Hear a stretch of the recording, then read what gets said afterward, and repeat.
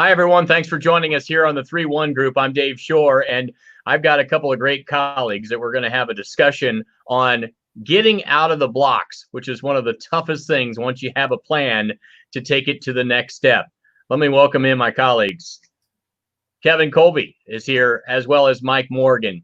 Gentlemen, give a quick intro of your background. Kevin, you first. I was going to let Mike go. Okay, I'll go. So I'm Kevin, and my business is Kevin Kolbe Media, and I'm a video marketing specialist. And like to say, I love to help people make an impact in the world with online video, because video is the best way to get your message out there. And we can talk more about that in another video. Born and raised in Nashville, Tennessee, but live in Raleigh. It's become our home, and worked in media and marketing for a long time. Creative director at a Fox station was my last run in television. Now run my own business, and just love helping people. Now we go back. Mike Morgan is with us as well, and Mike has an extensive background as well. Mike? Yeah, so my background is sales leadership, and business ownership. I've been in and around sales for the better part of 27, 28 years. I've sold multiple things. Most of my sales experience has been in the world of advertising and marketing, but I've been in product sales. I've been tried to be a stockbroker and, failed at that. Insurance sales. I've done a little bit of everything in sales. Sales leadership is where I've been for the last probably 15 years, driving and leading sales groups, and revenue production and culture development, all the things that come along with being a sales leader. And I've owned a couple of businesses as well along the way, in the course of the last 25 years. So primarily focused on helping anyone who's interested in building and developing their sales skills or their leadership skills. That's kind of the area that I fit in and spend most of my time focused on.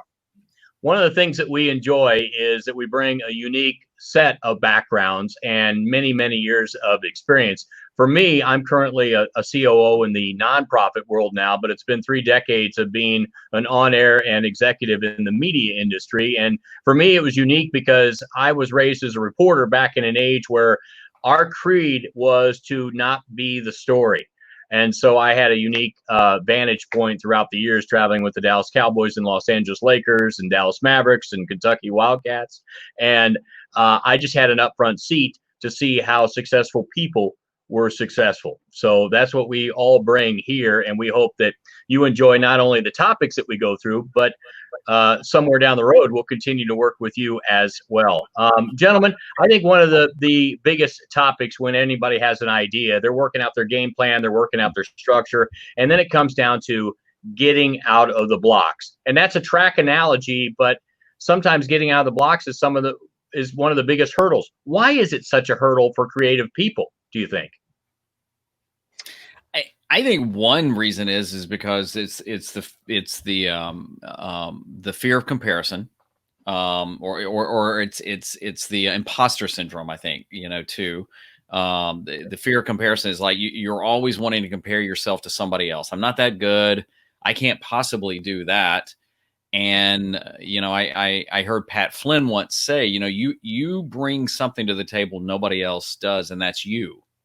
And then you get into the imposter syndrome. It's like, I'm really comfortable with what I do. Yeah, but what if they find out I don't really know everything, which is a trap. And I think that's just that stumbling block.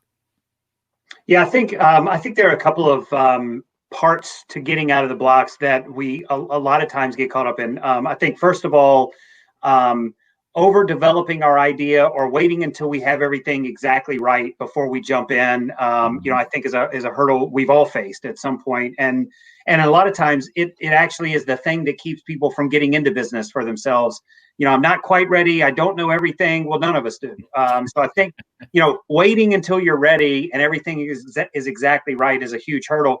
The other part, that I take a lot of responsibility for with the people I work with is the sales part. Like, you could have the best idea in the world, but at some point, if you're looking to generate revenue from that idea, you have to learn how to position yourself and sell your product or sell your service or sell whatever it is that you're doing. And that could be selling through copywriting or, how you're advertising or presenting your content. It could be actual sales where you're voice to ear or face to face with people and you're having to kind of drive the sales process. And if you haven't been a professional salesperson, that can be intimidating. And I think a lot of the best ideas in the world, sometimes die on the vine because they're not able to be sold. And if you can't generate revenue, you can't stay in business. So I think that that's an important factor that a lot of people stumble on. You know what? I think it's interesting, guys, because one of the key things that you both highlighted at some point is failure. And I think that the fear of failure is one, no matter how confident somebody is that first bit of getting out of the blocks, there's something in the mind that pops up that says something is going to happen. Something's going to go wrong. And that fear of failure just starts to creep in. I don't know if you guys watch America's Got Talent. I'm a sucker for it. I'm a sucker for it. I there's not a chance in the world I'd ever go on it. But what I love are the people that go on there that people will immediately judge by the look or their style or something like that. And the judges will start talking to them and they'll say, "Do you think you can win this competition?" And I can't tell you how many times where I'm thinking there ain't a chance in the world. And they're like, "Yes, I can." And now you can say, okay, that's false bravado and stuff like that. But dang, you've got to have that confidence in your abilities. And now it can go arrogant and it can go to the extreme. But you've got to have that belief that I can do this. And even if they don't pick me for it, it doesn't diminish who I am and my talents and my gifts.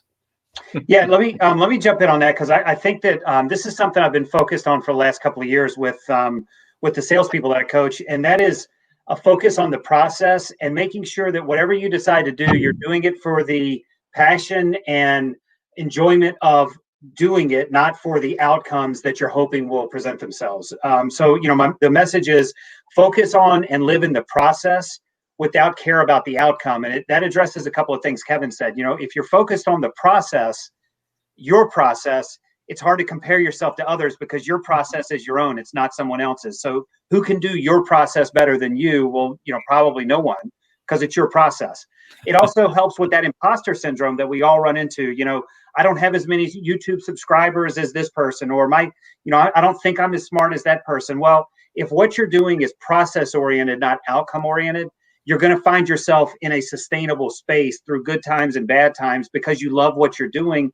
And, usually when you love something, you do it the best you can versus just mailing it in and getting, the bare minimum done. And that's a huge part of success is being the best that you can be at what you're doing.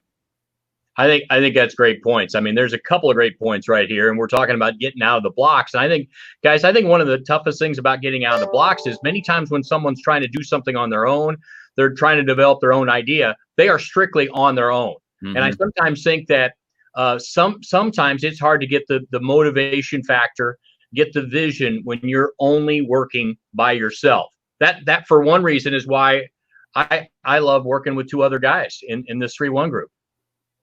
Yeah, I think that's a good point. Yeah. For years I led a creative team at a Fox affiliate, and there would be times where you'd want to bring the team in, and then times where people would want to be on their own thing. And I remember I had an extremely, extremely gifted and talented producer once, but he just didn't want to work in the team environment. And I kept telling him, I said, look, sharing with others and listening to others, you allow them to grow just as much. So think of it as you're kind of denying your own gifts by like, well, I don't want to do anything else. And of course, creatives can do that too, but I think that's just straight on. I mean, there's times where we need to work alone, but dang, I mean, there's just more strength in a group where you can get some feedback and grow.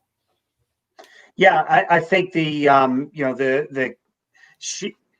I think it's hard to let's look at it a couple of ways.